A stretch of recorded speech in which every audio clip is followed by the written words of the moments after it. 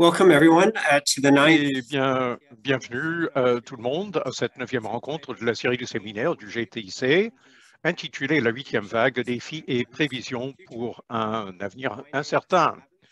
Je m'appelle Timmons, je suis directeur administratif du groupe de travail sur l'humanité face à la COVID-19 et je serai votre animateur aujourd'hui. Avant de commencer, on m'a demandé de partager quelques instructions car nous offrons un service d'interprétation simultanée en français et nous aurons une période de questions bilingues. Welcome.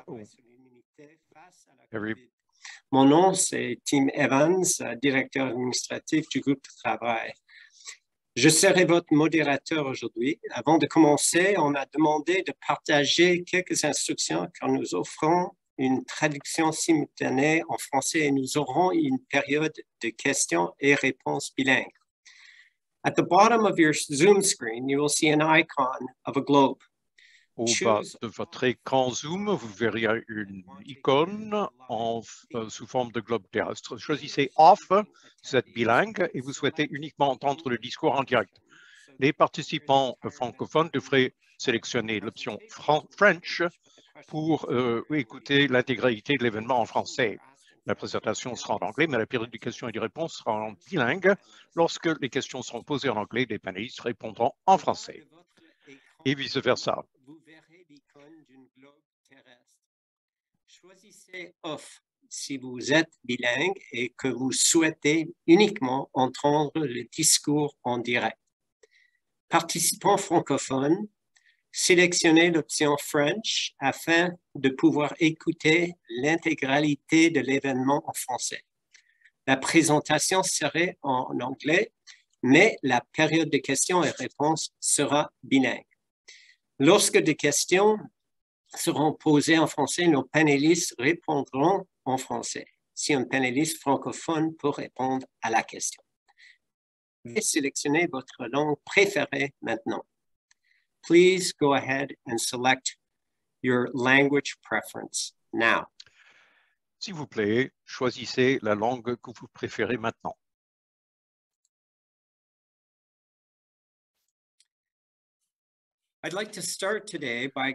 J'aimerais commencer aujourd'hui en soulignant que nous organisons ce séminaire le jour des funérailles de la reine Élisabeth II, qui a exercé les fonctions de reine pendant 7 décennies, c'est son président, avec un engagement, une dignité et une grâce extraordinaire, et son décès est très largement pleuré.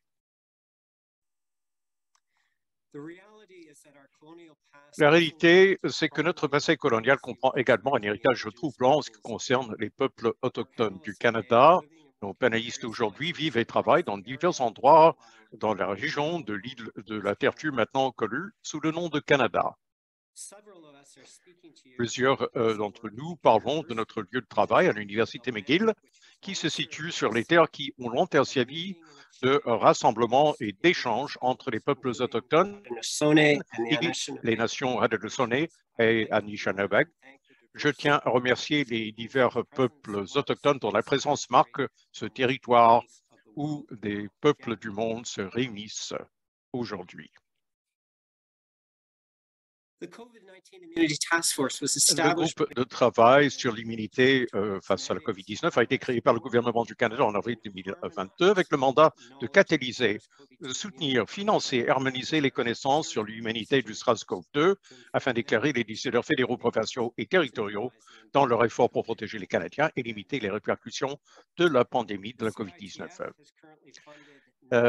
Nous finançons actuellement 119 études à travers le Canada et comme vous pouvez le constater, nous avons des études actives dans chaque province et chaque territoire. J'aimerais maintenant vous présenter les panélistes qui se joignent à moi aujourd'hui pour parler de toutes les questions que nous nous posons sur la 8e vague. Il y a David Brockridge, qui est un MD et un PhD de l'École de santé des populations et de santé mondiale de l'Université McGill. Il est responsable scientifique, analyse et gestion des données du GTIC. Sally Otto, PhD, professeur Kinham et détentrice d'une chaire de recherche du Canada à l'Université de la Colombie-Britannique et co-responsable du pilier 6, biologie et modélisation computationnelle du COVID CoVAR-Net. Karu Kochit est directrice scientifique de l'Institut des maladies infectieuses et immunitaires des IRSC et professeure au département de pathologie et de médecine moléculaire à l'Université de médecine et membre du groupe de direction du CTIF. Shirley Burton est une maîtrise et un doctorat, MSP, directrice du Centre de maladies évitables par la vaccination et professeure agrégée, École de santé publique d'Alana et département de médecine du laboratoire de pathologie, Université de Toronto. Elle est également chercheuse à la santé publique de l'Ontario et co-responsable du sous-groupe de travail sur la surveillance des vaccins de notre groupe de travail. Et enfin, Mark Cashin, OBC, MD, FRCPC, professeur au laboratoire de pathologie et de médecine de l'Université de Colombie-Britannique, ancien directeur médical du laboratoire de santé publique du British Columbia Center for Disease Control et membre du groupe de direction du GTIC. Bienvenue tout le monde et merci d'être là avec nous aujourd'hui. J'aimerais commencer par le Dr David Buckridge, qui va nous donner une idée du nombre de Canadiens qui ont été infectés par le SARS-CoV-2 jusqu'à maintenant. David, merci beaucoup. Je commence par une déclaration. Je n'ai aucun intérêt ou conflit d'intérêt à déclarer relativement à la présente étude que je vais présenter.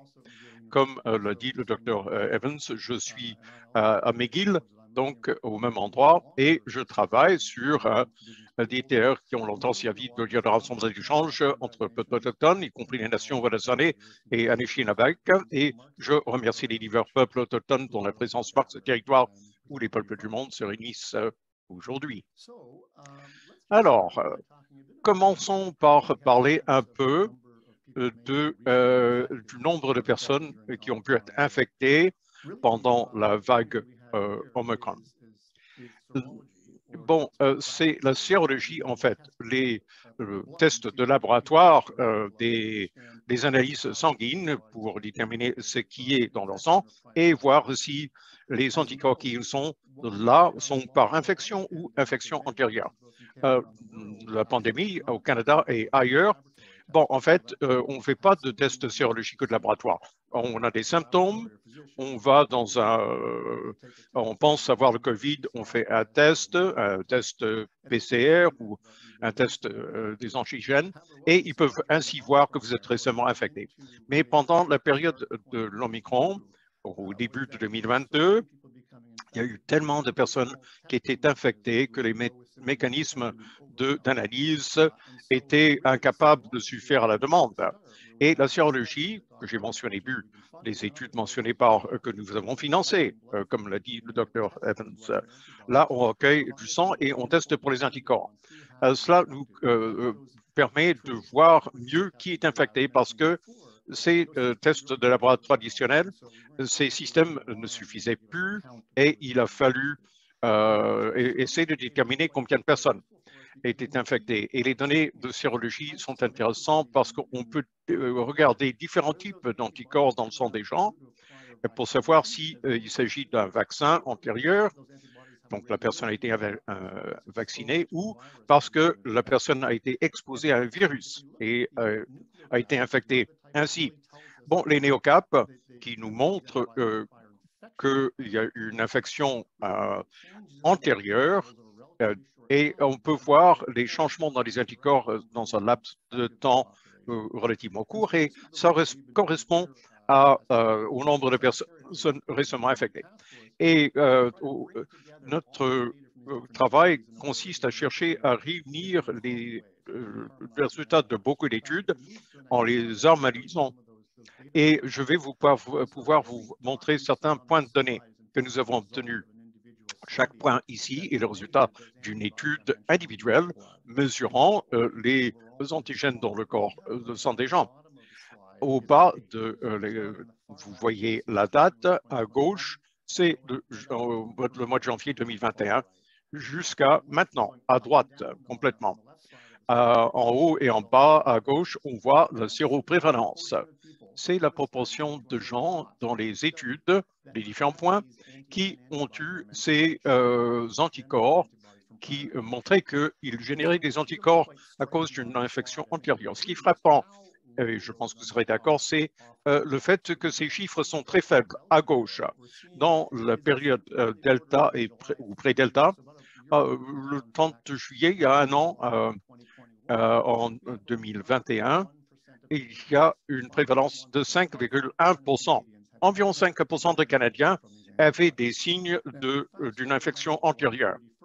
Et si on regarde le 31 juillet de cet été, on est rendu à presque 60%, 59,6%. Et ça correspond à, entre décembre et maintenant, ça correspond à environ 18,2 millions de Canadiens qui ont probablement acquis leurs anticorps par le biais d'une infection. Environ 86 000 par jour. Ça pourrait être une sous-estimation parce que dans le temps, les anticorps disparaissent et il devient plus difficile de les trouver. Mais l'augmentation est très impressionnante pendant la période de l'Omicron. Il y a des différences entre régions. Les couleurs, bon, le rouge, par exemple, c'est pour l'ensemble du Canada. L'orange, l'Est et les territoires, Ontario et Québec en bleu et en vert, les provinces de l'Atlantique où systématiquement les prévalences sont les plus faibles, alors que les prévalences sont plus fortes dans l'Ouest. Les rapports sont restés les mêmes, mais la prévalence dans son ensemble a très fortement augmenté. Si on regarde la carte, ici, on voit la même tendance. Les taux les plus élevés sont au centre du Canada. L'Alberta, ceci est en juillet encore, l'Alberta a une séroprévalence causée par l'infection à 67,4% et tout à fait à droite, les provinces de l'Atlantique où la séroprévalence est d'environ 50%. Un contraste net par rapport à 67% en Alberta.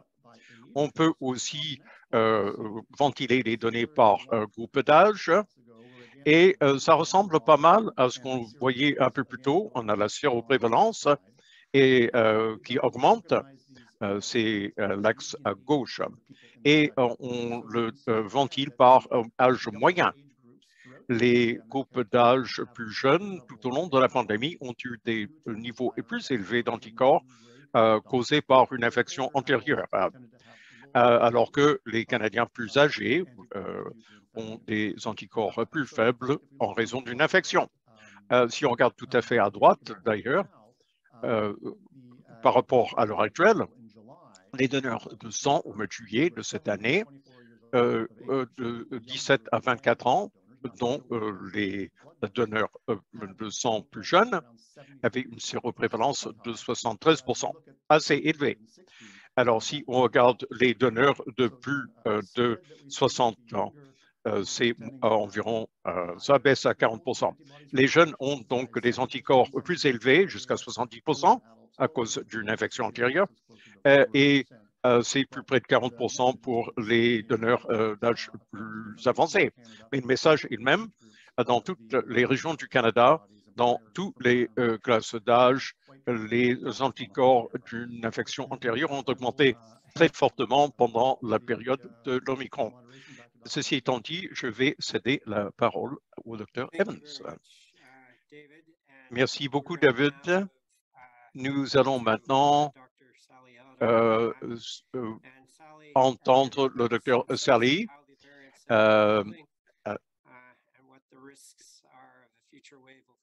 Et quels sont les risques dans le temps d'une vague future et à quoi ressemble cet avenir plutôt remettant. Alors, je n'ai pas de conflit d'intérêt à déclarer relativement à cette étude et j'aimerais reconnaître que je suis là à partir du territoire traditionnel ancestral et non cédé du peuple Musqueam, ici en Colombie-Britannique. Prochaine diapo, s'il vous plaît.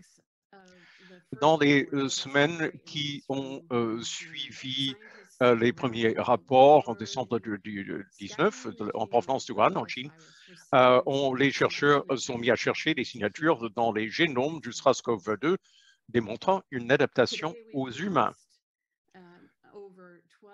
Aujourd'hui, nous avons plus de 12 millions de génomes, d'où nous avons le meilleur instantané d'un processus viral évolutionnaire jamais obtenu. Au centre du graphique, on voit que tous les virus, et chaque point est un échantillon ça c'est un sous-ensemble des 12 millions de génomes. Les cercles concentriques, vous voyez comment l'arbre généalogique change. Il y a un être commun à tous les virus circulant en ce moment. Et on voit la rapidité de changement aussi. Le virus change tous les 2 semaines à peu près, quelque part dans son génome à 30 millions de bases de parts. Le virus a une forme d'étoile. Alors, les lignées ne sont pas en concurrence. Il n'y a pas eu de fort signe de sélection dans la première année, pas beaucoup de variations, mais dans la deuxième année de la pandémie, le virus a changé beaucoup de variants, vague après vague, et la forme est entièrement différente au niveau de l'arbre généalogique. On ne voit pas que par quoi le vague alpha a été dominé, mais c'est delta et ensuite l'omicron qui ont pris le dessus au cours de cette année calendrier, année civile. Ces différentes variants sont plus transmissibles, plus capables d'échapper à notre humanité, mais parfois, ils sont plus virulents comme l'alpha et le delta et le bêta, et des fois moins virulents comme l'omicron chez la personne non vaccinée. Une des caractéristiques inhabituelles et importantes de cet arbre généalogique, c'est que la plupart des variants préoccupants ne découlent pas des souches circulant en ce moment.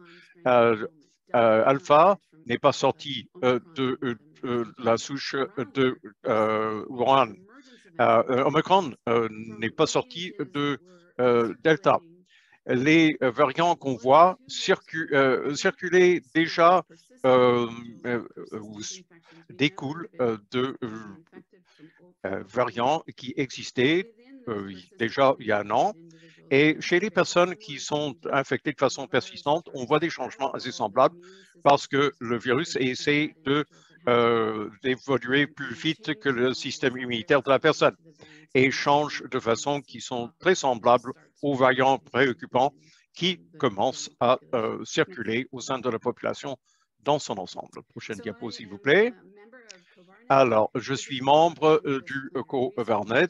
C'est un groupe de chercheurs interdisciplinaires à travers le Canada qui aide à développer la réponse canadienne. Et dans le pilier où je travaille, nous examinons les données au fur et à mesure que les génomes au Canada deviennent disponibles pour voir quels sont les variants qui se répandent et s'il y a quelque chose qui se transmet plus vite que les autres variants. Et nous examinons aussi la littérature, ce qui se publie ailleurs pour servir de système d'alerte rapide pour les Canadiens au sujet des variants qui se répandent.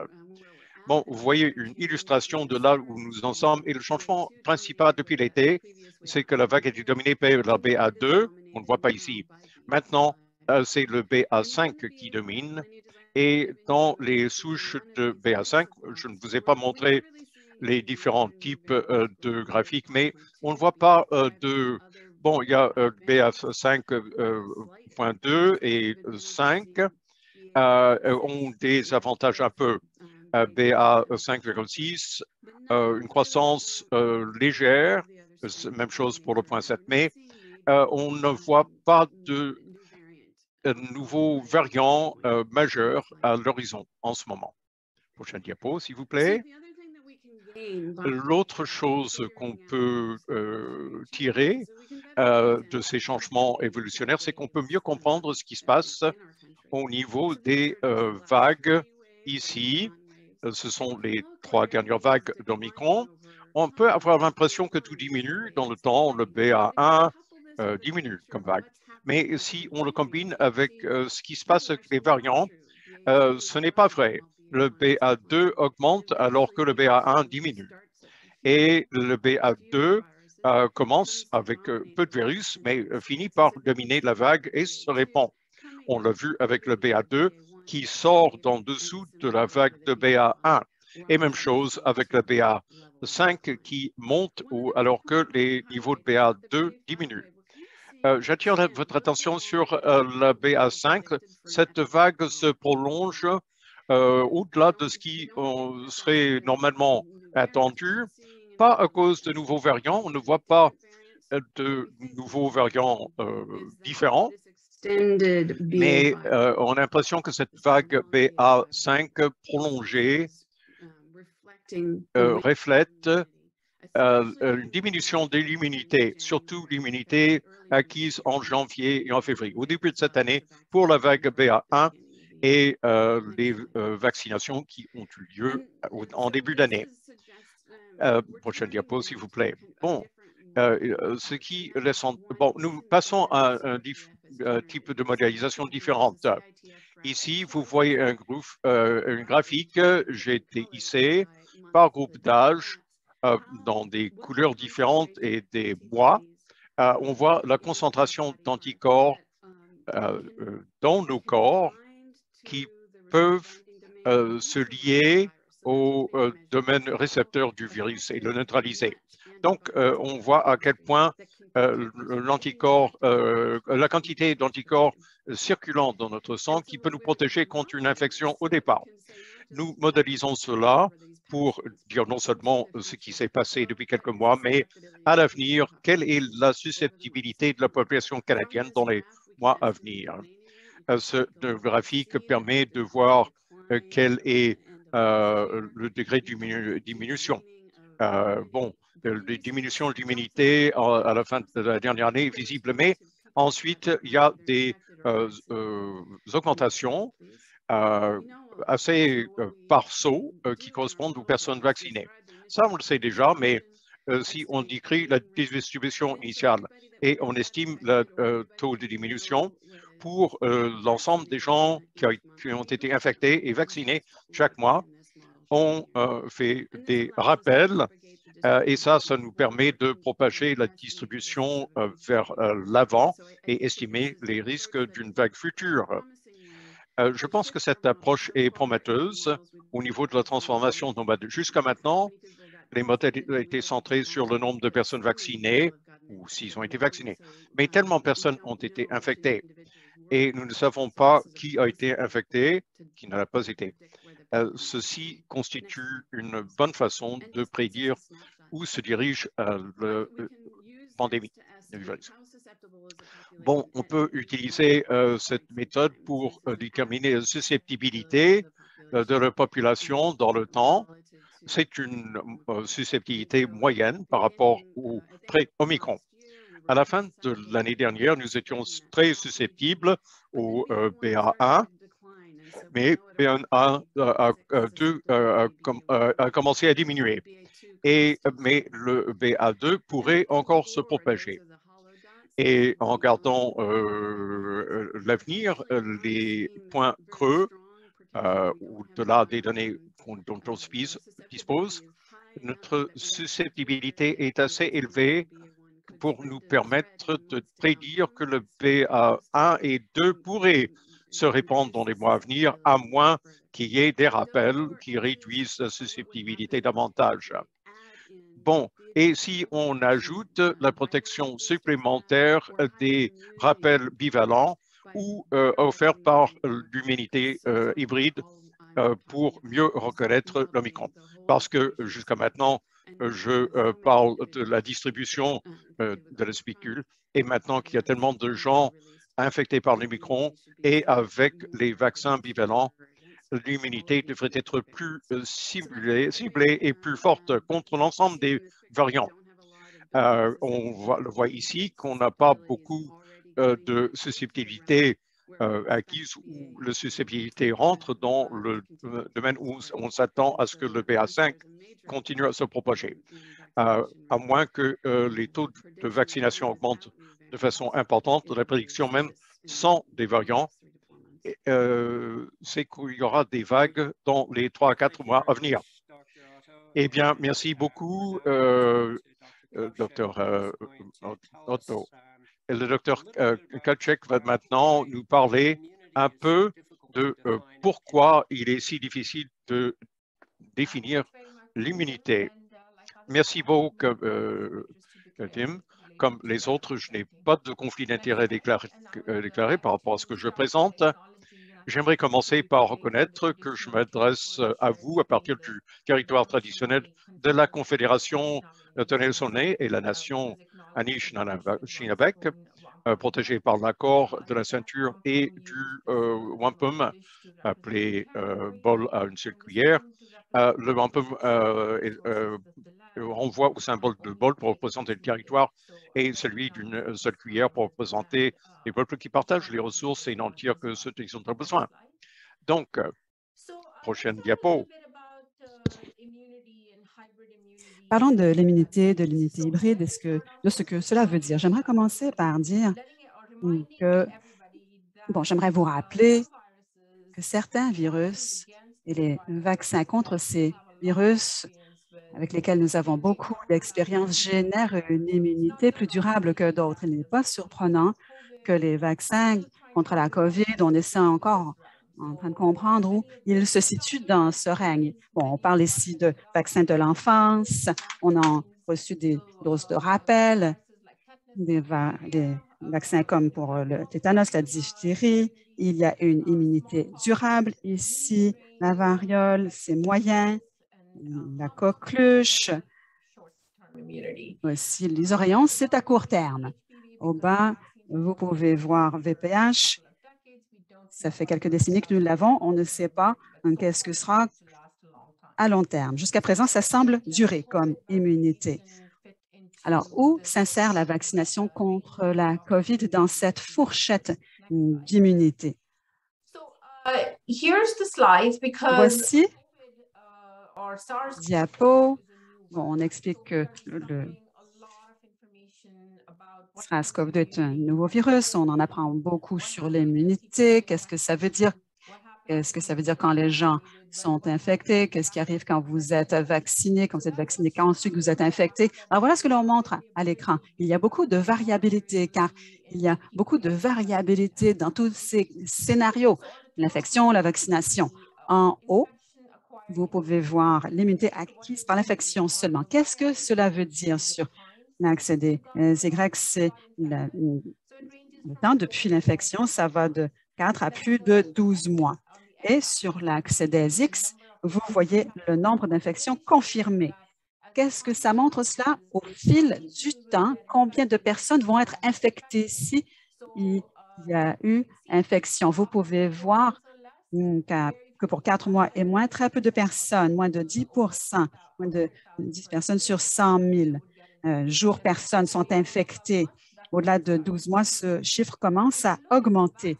Si on examine l'immunité conférée par la vaccination seulement avec les mêmes paramètres, vous pouvez voir que, encore une fois, 0 à 2 mois, très bonne protection conférée avec 3 doses de vaccin. Quand le temps passe, quand on s'éloigne des 2 doses, eh bien, la plupart des personnes deviennent sensibles à l'infection. J'aimerais établir une distinction entre l'infection par rapport à la maladie grave. Les données montrées ici parlent de l'infection. 2 doses du vaccin le plus souvent utilisé, les vaccins ARNM. Au fil du temps, l'immunité diminue contre l'infection. L'immunité hybride, en bas, David en a parlé dans sa présentation, c'est une association d'infection et de vaccination. Voilà pourquoi, on montre les gens qui se sont rétablis de l'infection, qui ont eu une dose de vaccin, ou bien au fil du temps, ces personnes sont demeurées très peu sensibles à l'infection. Une dose, une cohorte rétablie. Donc, ces personnes ont eu le vaccin, ensuite se sont rétablies. Taux d'infection très faible.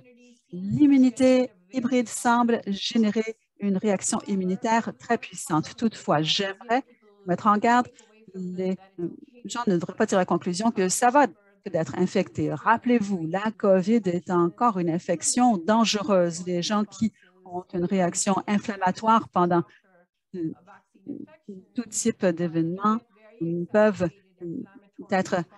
avoir une réaction très exacerbée. Ça peut durer des mois. Alors, je crois que nous sommes tous au courant de la COVID longue, mais ce n'est pas l'objet de notre discussion aujourd'hui. J'aimerais simplement souligner que les gens ne doivent pas tirer la conclusion que c'est OK d'être infecté. Diapo suivante. Je n'irai pas en détail parce qu'on pourrait passer 20 minutes à parler des nuances présentées dans cette diapo. Ce que je veux vous dire, c'est qu'il y a beaucoup de complexité dans différents pays. Bon, ici au Canada, le moment de la vaccination, si vous vous rappelez, il y a 1 an et demi, il y avait beaucoup de débats. Est-ce qu'on devrait attendre 6 semaines, 3 mois entre les doses? Alors même dans notre pays, le moment de la vaccination et les doses de vaccins ont beaucoup varié. Les infections antérieures, les différentes vagues aussi, Sally en a parlé. En plus du moment de la vaccination, l'émergence de nouveaux variants, et bien sûr, il y a des facteurs individuels qui entrent en jeu. Les gens plus âgés ont un système immunitaire plus faible. Qu'est-ce que cela veut dire si il y a d'autres types de comorbidités? Peut-être que la réaction immunitaire est moins forte. Alors, tous ces facteurs combinés mènent à un portrait immunitaire très complexe. C'est difficile de se dire, OK, tout le monde est protégé ou bien tout le monde n'est pas protégé. Maintenant, c'est le moment d'avoir une dose de rappel. Alors, voilà pourquoi les directives de la santé publique sont de nature individuelle. Les gens, maintenant, savent comment être en mesure de poser un jugement sur la question. Sur ce graphique, vous pouvez voir que le non-omicron à gauche, donc ancestral et delta, de façon générale, ces infections ou les vaccins contre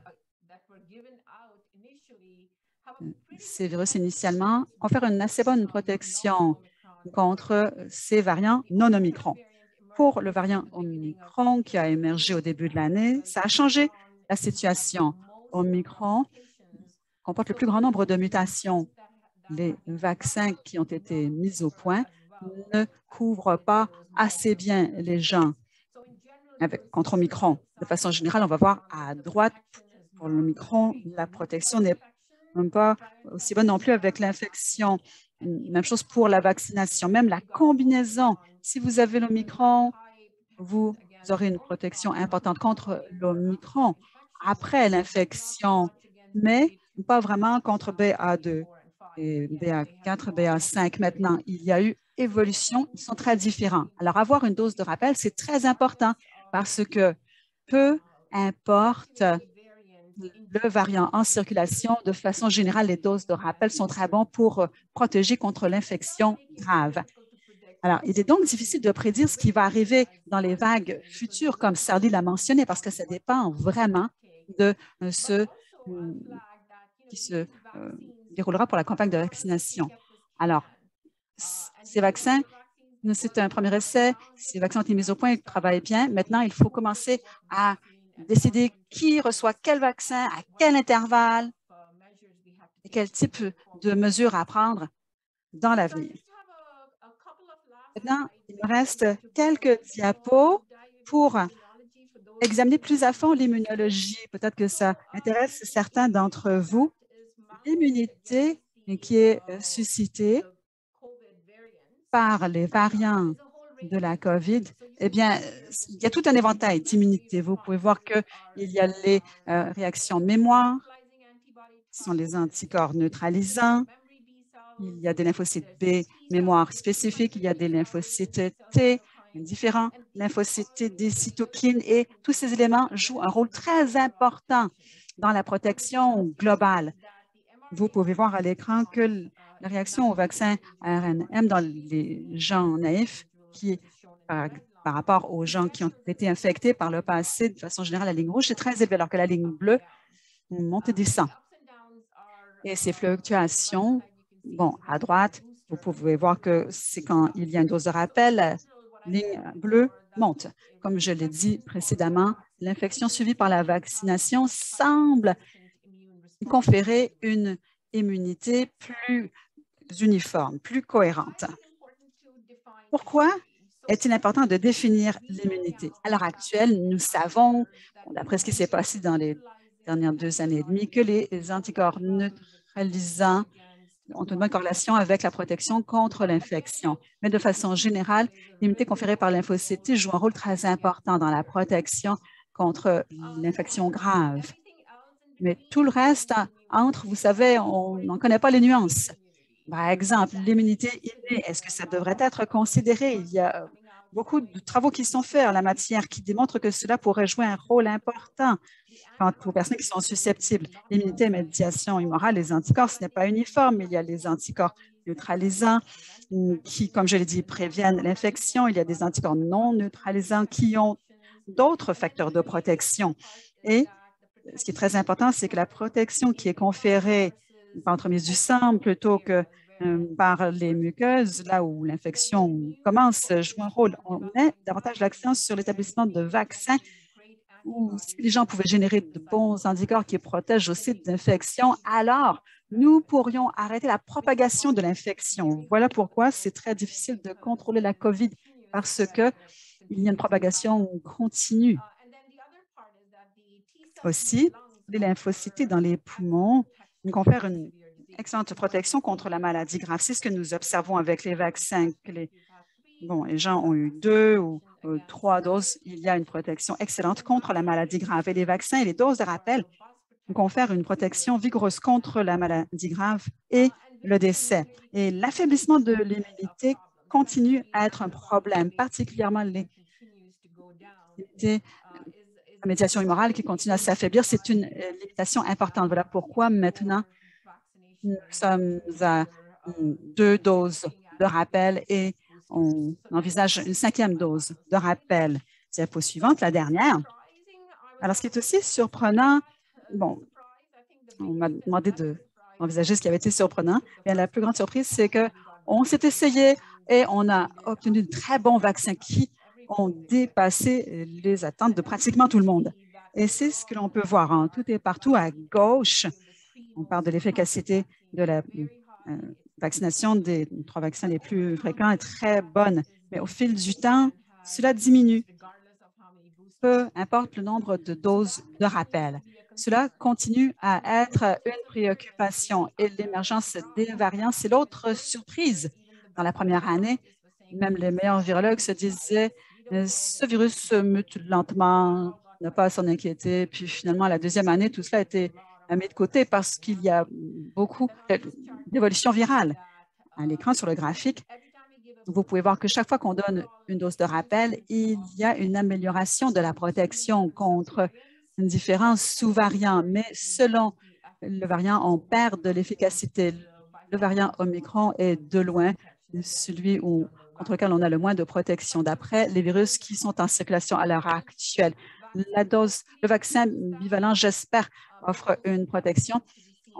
C'est à voir si c'est le cas. Et je crois que c'était ma dernière diapo. Merci beaucoup, Cheryl. Alors, nous avons compris la séroprévalence, la variation qui est associée à l'évolution du virus et comment cela fait en sorte que l'évolution de l'immunité est si importante. Dr. Kaushik a énoncé les diverses dimensions de l'immunité qu'on doit garder à l'esprit dans l'avenir. Avant de continuer, j'aimerais examiner le portrait d'ensemble du point de vue du Canada. Dr. Buckridge nous a donné une idée de la séroprévalence dans différentes fourchettes d'âge. En date de fin juillet de cette année, il y a une augmentation très importante, autant que 19 millions de Canadiens ont été infectés depuis le 15 décembre. Si on examine ces données, ici, la couverture vaccinale dans divers groupes, il y a 4 groupes d'importance. Le premier, en bleu sarcelle, c'est le nombre de personnes qui ont une immunité conférée par l'infection et la vaccination. donc l'immunité hybride. Ensuite, en blanc, il y a les personnes qui ont une immunité conférée par la vaccination seulement. Donc, il y a indication d'infection et ce groupe augmente avec l'âge. C'est une proportion importante du total, particulièrement chez les personnes âgées. Ensuite, il y a les personnes qui ont une immunité uniquement acquise par l'infection. Et ce groupe est concentré chez les enfants de moins de 12 ans. Avant tout, parce que ce sont les groupes d'âge où la vaccination a été la plus lente, la plus récente. Finalement, il y a un petit groupe qui n'a aucune immunité conférée par la vaccination ou acquise par l'infection. Et ça se concentre avant tout chez les jeunes enfants. Si on regarde les chiffres, diapo suivante, pour ces 4 groupes, il y a environ la moitié de la population canadienne qui a une combinaison d'infections acquises par la vaccination et par l'infection, donc une immunité hybride. Il y a environ 14 millions de Canadiens qui ont une immunité conférée par la vaccination seulement. Cela est un chiffre très important à garder à l'esprit. Quoique le nombre d'infections a augmenté rapidement, il y a encore une minorité assez importante, 38-39 des Canadiens, qui n'a pas été infecté en date de la mi-juillet. Ensuite, il y a environ 3,5 millions de Canadiens qui ont une immunité acquise par l'infection seulement et environ 2,1 millions qui n'ont pas été infectés et qui n'ont pas été vaccinés non plus. Ces 2 derniers groupes se concentrent avant tout chez la population plus jeune.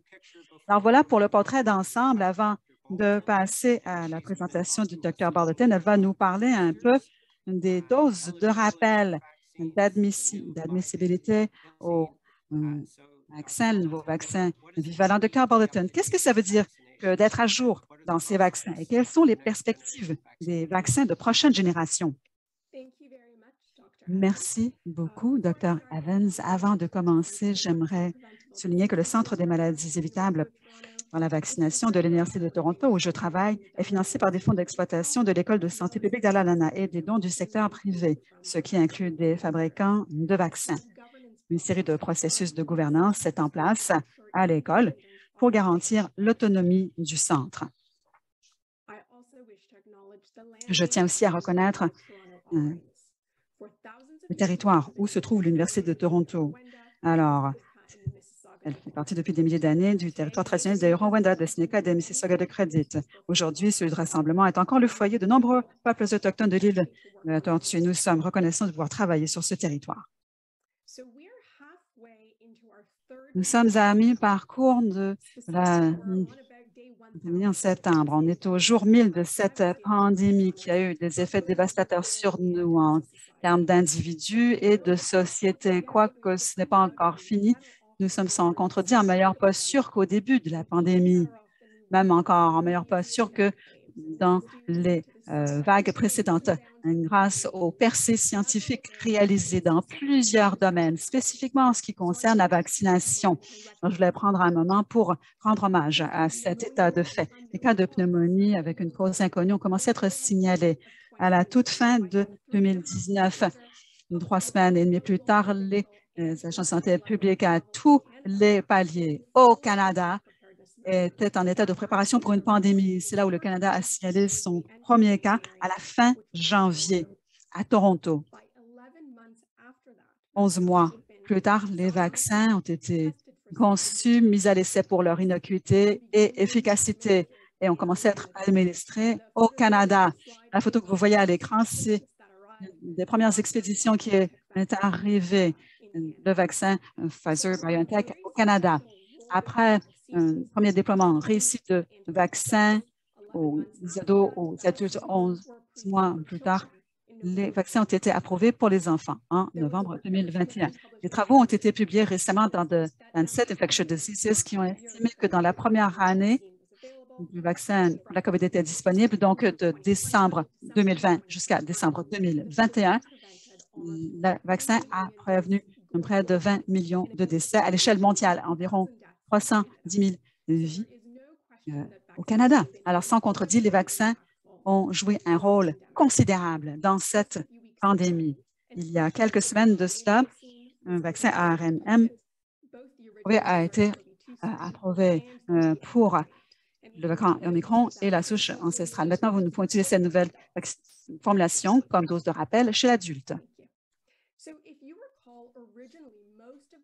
Alors, si vous vous rappelez, la plupart des régimes de vaccination, c'était une série de 2 vaccins. Ensuite, on était jugé pleinement vacciné. Toutefois, au fil du temps, au fil de l'évolution du vaccin, nous avons ajouté des doses de rappel. Maintenant, nous aimons utiliser le terme « mise à jour » quand on parle des doses de vaccin contre la COVID-19. Être à jour, ça veut dire qu'une personne a reçu toutes les doses de vaccin contre la COVID-19 recommandées. Cela peut vouloir dire un nombre différent de doses selon l'âge de la personne et l'état de santé sous-jacent.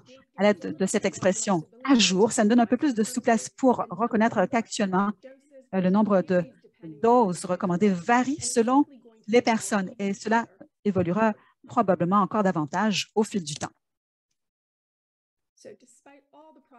Malgré tous les progrès réalisés à ce jour en ce qui concerne la vaccination contre la COVID-19, la communauté scientifique continue à travailler très fort pour réaliser encore d'autres percées dans le domaine.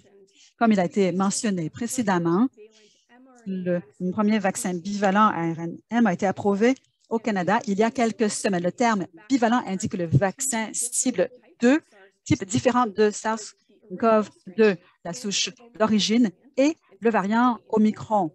Spécifiquement au Canada, c'est le sous-variant BA1. Cette nouvelle formulation d'un vaccin ARNM a été créée en réaction à la vague Omicron, laquelle, comme il a été mentionné précédemment, a la capacité d'échapper en partie l'immunité conférée par la vaccination du premier vaccin et l'immunité conférée par les infections antérieures, soit avec le virus d'origine ou les variants antérieurs. Il y a plusieurs autres nouveaux vaccins emballants qui se pointent, qui sont en élaboration ou qui sont déjà utilisés ailleurs. Par exemple, il y a plusieurs groupes qui souhaitent développer des vaccins intranasaux, des vaccins qu'on vaporiserait dans le nez plutôt que de les injecter dans le bras. Les vaccins intranasaux ne sont pas un nouveau concept. Si vous vous rappelez, il y en a déjà un contre l'influenza. Le vaccin injectable actuel, comme l'a été mentionné par le présentateur précédent, confère une très bonne protection contre la maladie grave et le décès, mais sont moins efficaces pour prévenir l'infection symptomatique. Une raison derrière ça, c'est qu'ils mettent l'accent sur la stimulation de l'immunité de façon systémique dans le sang, mais moins dans nos membranes muqueuses, le nez, la gorge, qui, de façon générale, sont les premières voies d'entrée du SARS-CoV-2. Les muqueuses ont un éventail de cellules immunitaires, d'anticorps qui peuvent fonctionner non seulement pour prévenir la maladie grave, mais aussi pour prévenir l'infection. Si nous administrons le vaccin par voie intranasale après avoir la série injectable, on peut vraiment tirer profit de cet environnement immunitaire robuste dans les muqueuses. Si on bloque l'infection, nous bloquons aussi la transmission.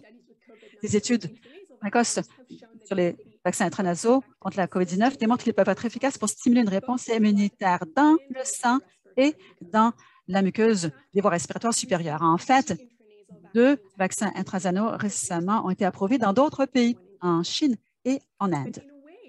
Mais d'une certaine façon, plutôt que de cibler les variants de la COVID-19 au fil de leur émergence, le vaccin de l'avenir sera un vaccin qui serait efficace contre tout un éventail de coronavirus. Pour commencer, ça pourrait être un vaccin pansarbecovirus qui ciblerait non seulement les vaccins SARS-CoV-2, mais aussi CoV-1, ou ça pourrait être un vaccin qui cible tous les bêta-coronavirus. C'est le genre qui inclut SARS-CoV-2, SARS-CoV-1, le syndrome respiratoire du Moyen-Orient, certains coronavirus saisonniers et d'autres chez les animaux. Avoir un vaccin pan-COVID voudrait dire qu'on n'aurait plus à fabriquer une nouvelle formulation chaque fois qu'un variant émerge. On serait protégé de tout nouveau coronavirus qui émerge plus tard. Il y a divers candidats en la matière qui utilisent un éventail de nouvelles technologies. Mettre au point un vaccin pan-COVID, c'est ambitieux. Les efforts ne sont pas aussi loin qu'avec les vaccins intranasaux, mais si ce problème peut être résolu, je crois que ça en vaudrait la chandelle de tous les efforts déployés. Merci beaucoup, Dr. Balderton. Nous allons maintenant passer à notre dernier présentateur, Dr. Krashen. Dr. Krashen, il est évident que le SARS-CoV-2, la maladie causée par le vaccin, ne se produit pas dans le vide. Il y a beaucoup d'autres virus respiratoires présents. Dans un tel contexte, pouvez-vous nous dire à quoi on peut s'attendre en matière de saison grippale ou d'autres virus en circulation? Et quels défis cela pourrait-il poser pour nous? Merci, Dr. Evans. Voici ma déclaration. J'ai reçu des bourses et des contrats. Elles ont été versées à mon établissement de la part de Roche Logic Simmons, mais ne sont pas liées. Des mesures d'atténuation ne sont pas requises. Diapo suivante, s'il vous plaît. Le Centre de lutte contre les maladies de l'Université de la Colombie-Britannique se trouve sur le territoire du peuple Coast Salish et je rends hommage à ce peuple.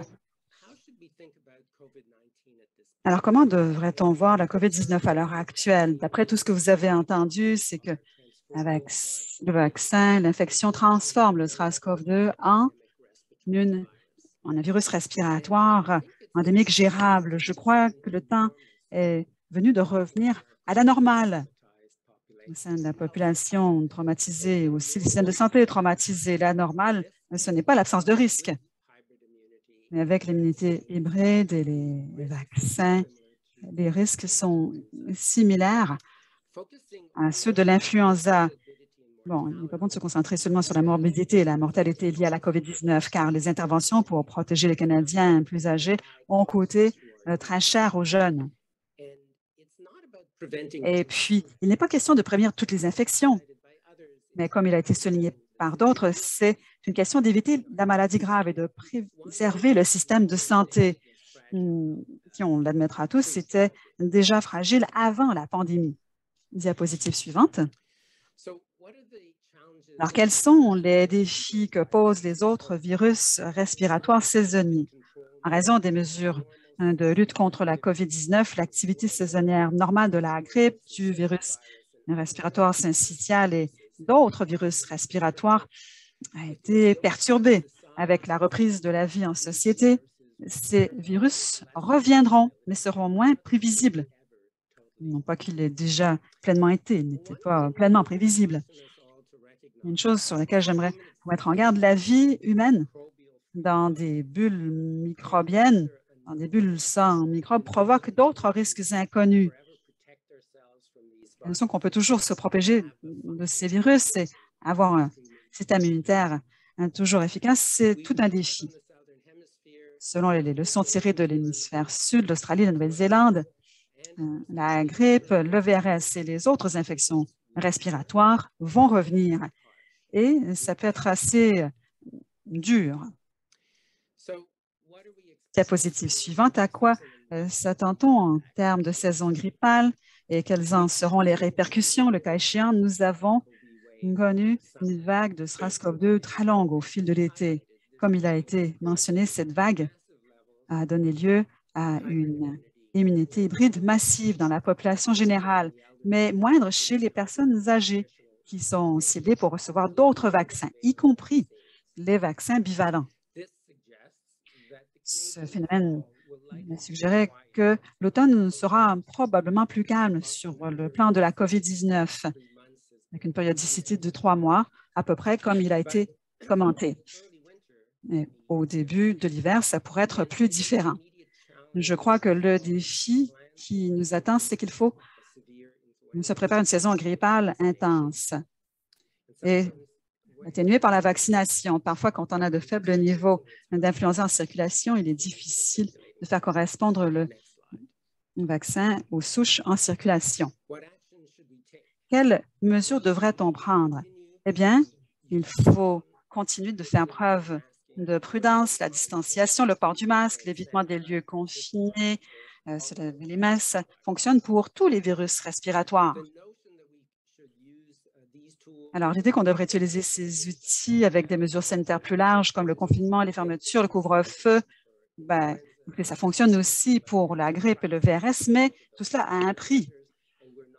Et il est peu probable qu'on les réintroduise.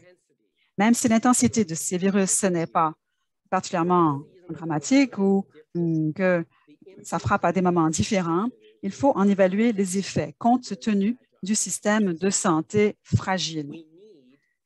Il nous faut contextualiser la surveillance et la planification sanitaire au-delà de la COVID-19 pour identifier des interventions judicieuses qui protégeront les diverses populations à risque. Il faut élaborer un plan rationnel qui tient compte de la coexistence des variants du SARS-CoV-2 avec les autres infections respiratoires, y compris une surveillance continue et d'autres mesures préventives. Diapositive suivante, s'il vous plaît. Ceci étant dit, je cède la parole de nouveau à Tim Evans pour des questions. Merci beaucoup, Dr. Khatchon, pour cette vue d'ensemble qui est tellement importante à garder à l'esprit dans le contexte de l'évolution de la pandémie et aussi de la reconnaissance du fait qu'on fait face à beaucoup de défis.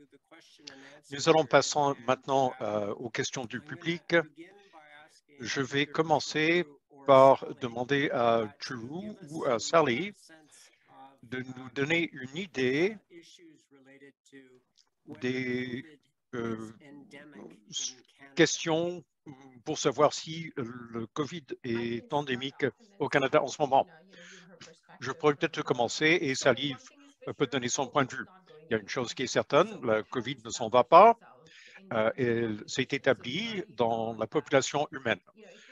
Au début, on s'est dit, si on réussit à empêcher la propagation des infections, on peut éliminer le virus. C'est déjà arrivé.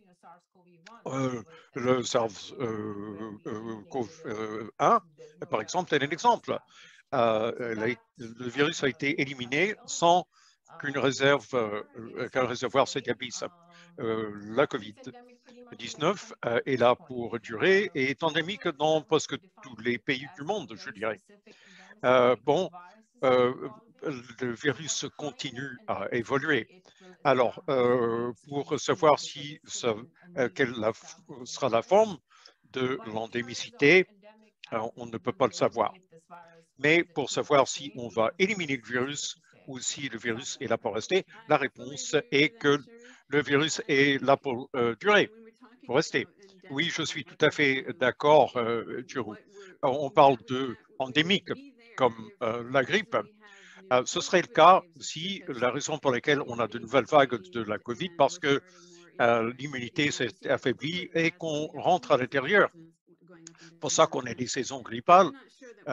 Mais je ne suis pas sûr qu'on en a fini avec les principaux nouveaux variants.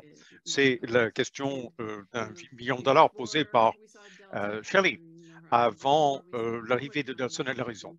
Avant de voir l'Omicron à l'horizon, on s'est dit, ah, c'est peut-être la fin. Et peut-être que l'Omicron, c'est la fin, mais il y a eu trop d'expériences par le passé où nous avons pensé qu'on était rendu au pic de l'évolution virale. On va continuer à voir des changements évolutionnaires en fonction de la réponse du système immunitaire, mais pas un changement assez radical. On a vu un changement assez radical avec l'Omicron et ça pourrait de nouveau arriver. Merci beaucoup, Sarah, Giroux et Shelley pour cela. Nous allons passer à une deuxième question qui a été posée. Je vais demander à Mel de répondre à celle-ci. À quoi peut-on s'attendre au niveau des médecins et des systèmes de santé lors de la 8e vague? Merci. Je pense que c'est une question extraordinairement difficile. Ce qui est clair, c'est que nos systèmes de santé sont très fragiles. La question n'est pas de savoir si c'est simplement une vague de la COVID, mais une combinaison de la COVID plus l'influenza ou d'autres maladies qui tendent à toucher les petits-enfants. Si on a une combinaison, comment y faire face? Non seulement au niveau des personnes qui tombent malades, mais vos employés, la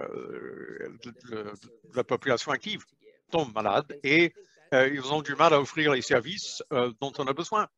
C'est le plus grand défi pour nous, je crois, qui essayons de planifier la meilleure réponse dans de telles circonstances. Ce qui est clair, c'est que beaucoup de jeunes qui s'infectent à l'école, en fait, sont infectés dans la communauté. Garder les écoles ouvertes le plus longtemps possible est très important pour que les enfants puissent aller à l'école et s'éduquer, mais aussi que leurs parents continuent à travailler. Il y a beaucoup de défis auxquels on fait face dans le système de santé qui vont bien au-delà de COVID et il n'est pas facile d'y répondre lorsque les systèmes de santé sont fragiles. Merci beaucoup, Mel. Je vais passer à une autre question maintenant. Sally ou Shelley, vous voudrez peut-être y répondre. Bon, un bivalent disponible au Canada, qui n'est pas spécifique au BA.5, alors que le bivalent disponible aux États-Unis est spécifique. Avec le vaccin américain, il devrait normalement offrir une meilleure protection contre l'infection, une meilleure protection qu'au Canada. Pourquoi est-ce qu'on n'a pas accès à ce vaccin bivalent au Canada? Shelley, est-ce que vous voudriez bien essayer d'y répondre? Oui, j'y vais. Très bonne question. Le Canada a approuvé les rappels BA1 basés sur les données cliniques en utilisant un vaccin bivalent. On avait une bonne réponse des anticorps neutralisants au BA1 et au BA4, ou 5 plutôt. Je n'ai pas encore vu de données qui démontreraient que le bivalent BA5 offrira une meilleure protection contre les variants d'Omicron. Il y en a peut-être. Bon, les BA4 et 5 sont identiques dans les régions spéculaires, mais on peut parler de vaccins BA5 aussi disponibles aux États-Unis, qui induit chez les humains des niveaux d'immunité vus dans les essais antérieurs. Les autres variants proposés par Moderna, la réponse n'est pas très large. Le vaccin disponible au Canada sollicite des anticorps pour le BA1, mais est presque aussi bien pour le BA5. Donc, la protection semble assez large par rapport à l'Omicron. Nous allons obtenir des données d'humains très rapidement de l'autre pour pouvoir comparer l'efficacité. Mais celui-ci a été essayé chez les humains et démontre une réponse large. Une immunité large à l'Omicron est bon. Bon, on a parlé des BA5 à 7. On ne sait pas d'où viendront les autres variants.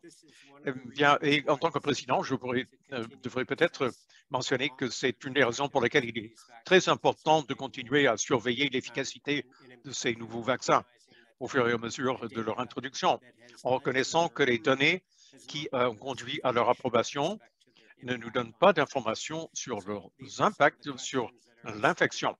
Ce sont des questions encore sans réponse que le GTIC a hâte de pouvoir élucider. Shelley, vous n'êtes pas libéré encore parce qu'il y a une question. Bon, le Novavax, quelle est son efficacité? Pour quelqu'un qui a déjà eu des vaccins RNM, est-ce qu'il est préférable d'avoir un rappel ou de commencer avec une nouvelle série Novavax? Merci pour cette question. Pour les gens qui ne connaissent pas le Novavax, c'est un vaccin à base de protéines et administré en 2 doses. Les données initiaux des essais démontrent une efficacité d'environ 90% après une deuxième dose. Le Comité national consultatif sur les immunisations recommande préférentiellement les vaccins RNM pour les personnes qui, si vous avez une série de départ RNM, il est recommandé de continuer. Bien, merci beaucoup pour cette réponse. Je vais vous laisser vous reposer et je vais me diriger vers Mel et Cherou. Il y a une question. Quelqu'un demandait commentaire sur l'hypothèse du péché original en immunologie. Il me semble que cette hypothèse contredit l'idée de l'immunité hybride. Avez-vous quelque chose à dire à ce sujet?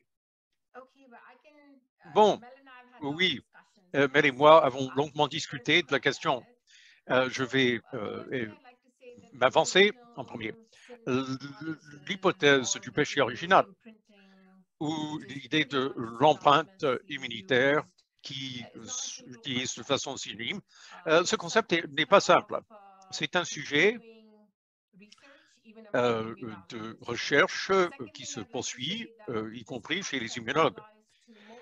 Ensuite, le concept s'applique à l'immunité à médiation par anticorps, étudiée dans le contexte des vaccins contre l'influenza. Donc, le gros de ce que nous comprenons à ce sujet vient de nos études des changements de la protection par rapport à différentes souches d'influenza. Bon, ceci étant dit, pour les gens qui ne connaissent pas l'hypothèse du péché original ou de l'empreinte immunitaire, la description est essentiellement que, quels que soient les antigènes ou les composés qui induisent les anticorps que le système immunitaire voit en premier, vous avez le plus de mémoire pour ça.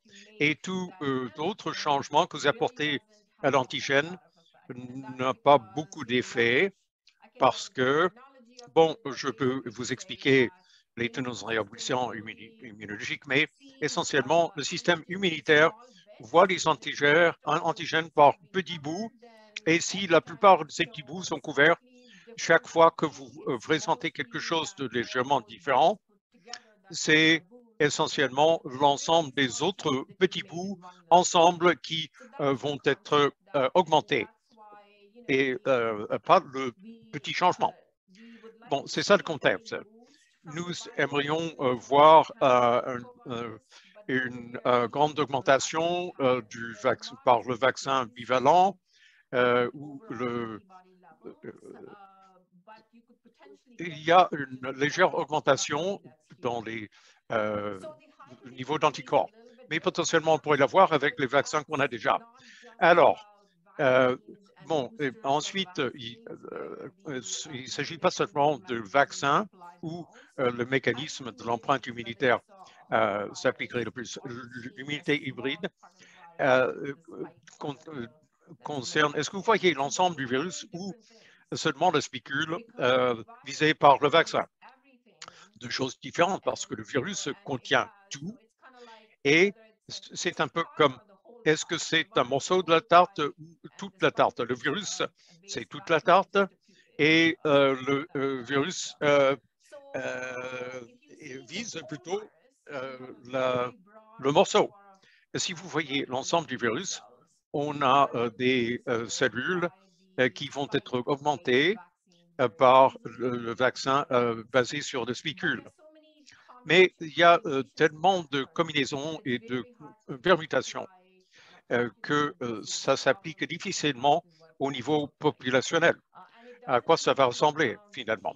Et ça ne tient pas compte de l'immunité basée sur les cellules T, qui semble jouer un rôle très important, explique en partie la raison pour laquelle on a une bonne protection.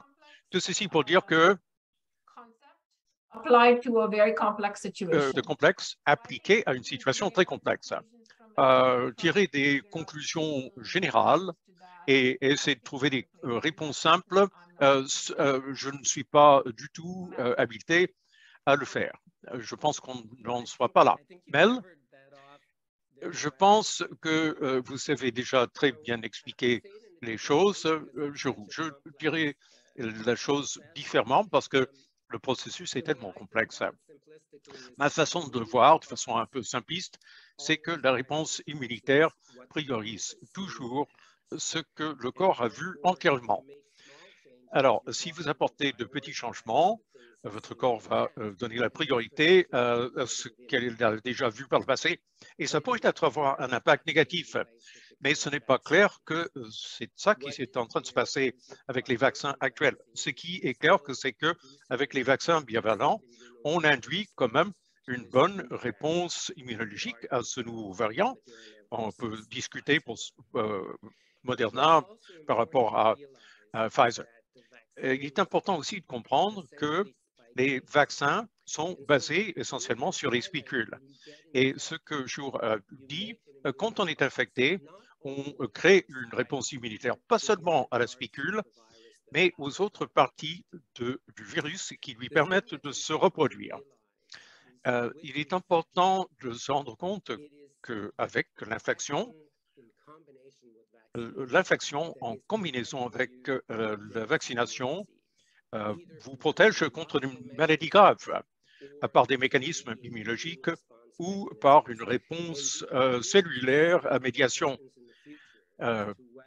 immunitaire. Et on verra à l'avenir pour savoir si l'empreinte immunologique pourra avoir une incidence sur les stratégies futures en matière de vaccins.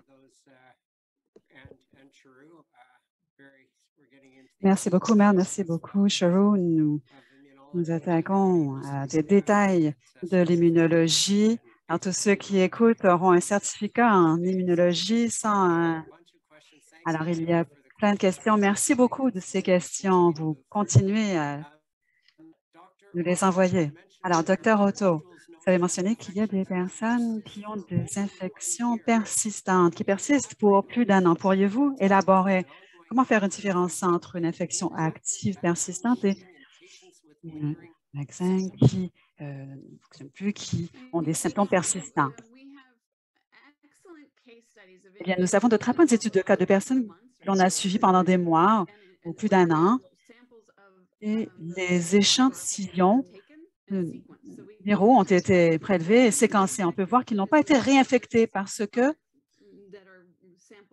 les virus prélevés récemment ne ressemblent pas aux souches actuelles, ressemblent aux prélèvements antérieurs de cette même personne. Parfois, les charges virales chez ces personnes peuvent être très élevées, comme ce que l'on voit dans des infections primaires.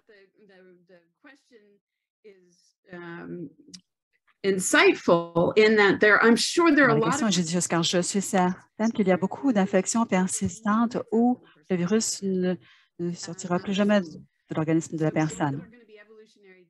Il y aura un cul-de-sac épidémiologique. Mais ce qui se passe, c'est qu'il y a beaucoup de gens qui sont immunodéprimés à l'échelle mondiale. Alors, on sait qu'il y a des dizaines de milliers de ces infections persistantes qui ont cours de façon simultanée. Il y a 49 millions de personnes qui vivent avec le VIH-Sida, par exemple. Ça, c'est une catégorie de personnes immunodéprimées. 2% des Américains sont vus comme immunodéprimés. Alors, il y a le potentiel d'infection persistante chez ces personnes. La plupart de ces personnes, la personne ne sait peut-être même pas être infectée. Le virus peut-être ne sortira jamais. On croit que c'est la source principale de ces variants très distinctifs sur le plan évolutif qui émergent. Très bien, merci. Alors, David, est-ce qu'il y a des données sur l'infection versus la vaccination en ce qui concerne l'infection grave qui requiert une hospitalisation? Ces taux d'hospitalisation sont aussi élevés chez ceux qui ont été vaccinés versus ceux qui sont infectés. Eh bien, je crois que ça a été mentionné déjà. Les vaccins qui sont approuvés au Canada sont très efficaces pour prévenir l'hospitalisation. Toutefois, les défis que nous avons observés récemment, c'est que, et ça a été très bien illustré par Sherry et d'autres, la vaccination, plutôt dans la pandémie, avec les vaccins approuvés au Canada, continue à, si bien à prévenir les hospitalisations et les issues graves maintenant, c'est moins efficace à prévenir l'infection à l'ère Omicron. Donc, ça doit être interprété d'une façon différente. Il y a un ordonnancement à faire. Bon, est-ce qu'on a été infecté déjà par le SARS-CoV-2 dans le contexte de la vaccination? Par exemple, les gens qui ont reçu 2 doses d'un rappel du vaccin ARNM il y a un an et ensuite ont été infectés par un variant Omicron, eh bien, cela produit une assez bonne immunité hybride, d'une certaine mesure encore meilleure que par le passé pour les gens qui ont eu toute cette série de vaccins et qui n'ont pas été infectés après à l'ère Omicron ont probablement une moindre protection contre l'infection, mais bien protégés contre l'hospitalisation et les issues graves. Merci, David. Alors, cette question s'adresse à tout le monde. Vous pouvez répondre. Alors, s'il y en a qui ont eu une expérience avec MERS, est-ce que la vaccination générale contre la COVID a influencé l'incidence de MERS ou d'autres bêta-coronavirus? Shelley, est-ce que vous voulez vous essayer? Quelqu'un d'autre? Je crois que juste de répondre, là, ça va. Je ne sais pas. Écoutez, je peux commenter de façon théorique. Selon le vaccin, selon la réaction immunitaire, une réaction immunitaire entraîne une réactivité croisée différente à d'autres coronavirus. Peut-être que certaines de ces réactions immunitaires pourraient avoir une réaction croisée contre le SRMO. En ce qui concerne l'incidence du infirmo à l'heure actuelle, je n'ai pas de réponse à cette question. Mel, allez-y. Écoutez, selon ma perspective, il y a 2 choses qui se passent. Un, le SRMO, c'est avant tout une zoonose qui touche les chameaux, parfois les humains, et parfois il est transmissible entre les humains. Une des choses qui s'est produite en raison de la pandémie, et vu les mesures sanitaires qui ont eu lieu partout, on a changé beaucoup de la dynamique de ce qui se passait en termes d'interaction entre les gens et donc le risque de propagation. C'est bien difficile de comprendre si les vaccins auraient pu avoir une incidence ou bien si les changements dans ces mesures sanitaires auraient pu avoir une incidence, si la surveillance de SRMO se limite largement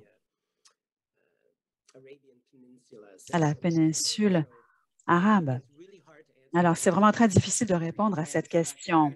Très bien, merci. En effet, c'est une question difficile, mais j'aimerais dire une chose. En tant que l'une des personnes les plus âgées lors de cet appel, le SRMO a eu un impact très grave quand il est arrivé en Corée par un voyageur.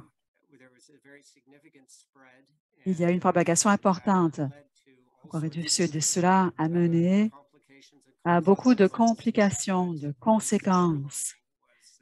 Mais bien, c'est que le pays a amélioré sa préparation pandémique et avec l'arrivée du SARS-CoV-2, le pays a réagi très rapidement pour les tests dans tout le pays pour le confinement de l'épidémie. Alors, mais ça ne répond pas tout à fait à la question qui a été posée. Alors, maintenant, continuons. Shirley, est-ce qu'il y a des conséquences sanitaires dont on ne peut pas avoir relativement au vaccin pan-COVID? Est-ce que c'est l'approche qu'on n'aurait pas dû prendre dès le départ? Est-ce que c'est plus difficile à produire s'il y a plus d'effets secondaires? D'après ce que je comprends, un vaccin, pas un coronavirus, bien que ce serait la réponse idéale, ce n'est pas si facile. C'est un domaine d'étude où beaucoup de temps, beaucoup de fonds ont été déployés, mais on n'a pas fini encore. Merci. David, en l'absence de directives de santé publique concrètes, est-ce que des conférenciers bien avisés, j'imagine que vous êtes l'un d'entre eux, pourraient nous dire s'ils portent un masque lors de rencontres scientifiques et s'ils vont aller dans des lieux à l'intérieur pour prendre un repas avec des collègues? Eh bien, il y a peut-être des règles en place dans certains endroits selon l'endroit où vous vous trouvez. Après ça, c'est une question d'évaluation des risques personnels en fonction de votre situation. Et votre situation dépend de votre sensibilité, des conséquences pour vous, pour vos proches, si vous êtes infecté. Ça, bien sûr, se déroule dans votre propre séquence de vaccination, d'infection. Quel est votre niveau de sensibilité selon vous? Moi, j'ai de la chance, j'ai une séquence d'infection qui fait en sorte que je suis assez bien protégée, je crois. Néanmoins, je porte un masque dans les transports publics et si je me trouvais dans un endroit chalandé, je porterais probablement un masque. Il faudrait peser le pour et le contre de tous ces facteurs aussi. Donc, votre vaccination antérieure, les infections et les conséquences de l'infection pour vous et vos proches. Je crois que c'est difficile de trouver une réponse qui va pour tout le monde, mais c'est ma réponse. Je crois que Sherry aimerait ajouter quelques mots. Sherry, on va vous adresser la prochaine question. C'est une bonne transition. Bon, parlez-nous de vos réflexions et ensuite on passe à la prochaine question. Je crois que David a très bien répondu. Voilà pourquoi, pour le moment, nous passons de grandes mesures larges à des choix individuels plutôt. Les gens sont très bien renseignés, mais l'immunité et la protection est différente pour chaque personne. J'ai montré des choses à cet égard, d'autres l'ont fait aussi. Je vous ai montré des choses qui peuvent avoir une incidence sur l'issue. Alors, au bout du compte, ça revient à une décision individuelle. Moi, je n'ai pas encore eu la COVID, je suis une des rares, mais j'ai eu 3 injections. Jusqu'à présent, quand je suis en public, je fais encore attention parce que je ne veux pas avoir la COVID si possible. Alors, si je vais dans un magasin, c'est rapide, je ne peux pas porter un masque. Mais si je suis là pendant plus longtemps, je vais porter un masque. Même chose dans les aéroports. Si vous allez en Europe, personne ne porte le masque. Je porte encore un quand je suis dans un avion, même si je voyage en Europe. Alors, je crois que c'est une question de jugement personnel quant à votre tolérance au risque. Est-ce que vous pensez de votre situation actuelle? Et puis, ça s'applique dans la même famille. Mon enfant de 16 ans a eu l'Omicron. Il ne porte pas de masque et je ne lui impose pas. Alors, ça dépend de vous. C'est un choix personnel. Merci. On va passer à une autre question. Pendant combien de temps devons-nous nous attendre à ce que l'immunité innée non spécifique pourrait durer? Alors, l'immunité non spécifique, pendant combien de temps est-ce qu'on s'attend à ce qu'elle va durer? Bon, en immunologie 101, l'immunité innée dure à peu près 72 heures. Et j'essaie de comprendre l'élément non spécifique parce qu'il y a un tout nouveau domaine qui parle de l'immunité innée, qui aurait aussi une mémoire. Alors, je n'aborderai pas la complexité de la question parce qu'il y a de nouveaux résultats probants. Les cellules K pour avoir une mémoire et ces cellules font partie du système immunitaire inné. Mais j'interprète cette question de la façon la plus simple. Pendant combien de temps dure l'immunité innée? Eh bien, c'est la première partie, c'est quelle est la charge virale? Est-ce que le système immunitaire pourra composer avec la situation même avant de devenir positif? Alors, c'est La première partie est si il y a une très grande charge virale limitée, ne pourra pas contrôler la situation. De notre côté, si vous avez été vacciné, si vous avez une bonne immunité, peut-être une immunité avec une mémoire, et si vous êtes compétent, les cellules NK et les autres cellules immunitaires pourraient résister à une infection. Voilà pourquoi la période d'incubation initiale est de 4 à 5 jours pour certaines personnes. Ça ne change jamais et vous allez être infecté. Pour d'autres, éventuellement, eh bien, il y a infection. Très bien, merci, Drew. Nous avons le temps de répondre à une dernière question qui s'adresse à Mel. D'après ce que nous avons appris avec la prise en charge de la COVID, croyez-vous que nous en faisons assez pour les autres virus respiratoires, influenza particulièrement, pour réduire la mortalité? Eh bien, voilà une question bien difficile pour conclure. Pour d'autres virus respiratoires, si vous examinez l'influenza, il y a certaines souches, certains sous-types d'influenza qui traditionnellement ont un risque plus élevé de mortalité chez les personnes plus âgées, les sous-types H3. Le sous-type H1 tente à toucher les jeunes. Je crois que les leçons que nous avons apprises ici avec la COVID, c'est que vous pouvez tirer profit de ces mesures sanitaires. Les mesures sanitaires qui ont été introduites pour nous protéger contre la COVID, de toute évidence, sont éliminées. L'influenza, pendant pratiquement 1 an. Donc, on voit que ces mesures fonctionnent. Mais notre défi, à nous, en tant que société, c'est de trouver un équilibre entre les risques d'interaction sociale, la nécessité, des défis d'éduquer les jeunes, les défis de faire face aux problèmes des personnes en situation de soins de longue durée, visiteurs ou pas. Il faut toujours essayer d'établir un équilibre entre les mesures à prendre et la société dans son ensemble. Et la COVID nous a fait comprendre que oui, on peut adopter des mesures draconiennes et avoir un impact sur la transition, mais quand on est draconien, on touche beaucoup d'autres aspects dans la société. Il faut trouver de meilleures stratégies quant au moment où il faut utiliser ces stratégies. Et David Bridges l'a bien dit, si vous portez le masque, dans certaines circonstances, vous pouvez vous protéger si les circonstances font qu'il est important de bénéficier de cette protection. Et il faut être stratégique en reconnaissant que les virus respiratoires sont endémiques. Il y en a toutes sortes et il n'est pas facile de se protéger contre eux. Et une partie du cycle de vie naturel, c'est y être exposé et développer une réponse immunitaire. Et quand les virus sont particulièrement sévères, avoir des vaccins pour atténuer la gravité de la maladie causée. Mel,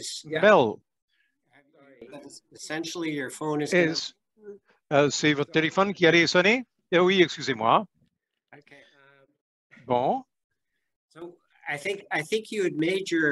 Alors, je pense que vous aviez très bien expliqué votre point de vue avec allégeance, comme d'habitude, et nous avons légèrement dépassé notre temps.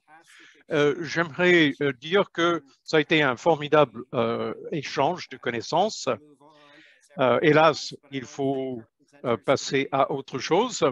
Je tiens à remercier nos présentateurs d'aujourd'hui, le Dr David Rockridge, le Dr Sarah Otto, le Dr Cheru Kaushik, le Dr Shelley Burton et le Dr Mel Cutchin. Merci à vous tous et toutes pour vos recherches, votre expérience et votre temps aujourd'hui. C'est très apprécié. Mais je tiens à remercier aussi tous nos participants de vos excellentes questions et de votre fidélité. On termine avec 550 participants, ce qui témoigne de votre intérêt pour le sujet.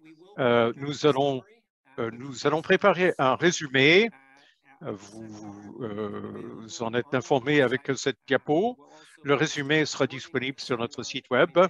Nous allons mettre en ligne un enregistrement de la séance et la présentation qui est déjà affiché sur notre site sous forme de PDF.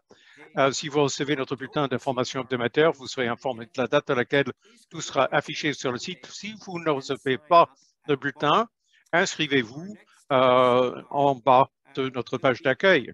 Notre prochain séminaire aura lieu au mois d'octobre. Restez à l'écoute pour de plus amples renseignements. Encore une fois, des détails se trouveront dans notre bulletin d'information sur le site web et dans nos pages de médias sociaux. Pour rester au courant de notre actualité, je vous encourage à nous suivre sur les médias sociaux aussi. C'est tout pour aujourd'hui. Merci d'avoir été là. Prenez soin de vous. Au revoir.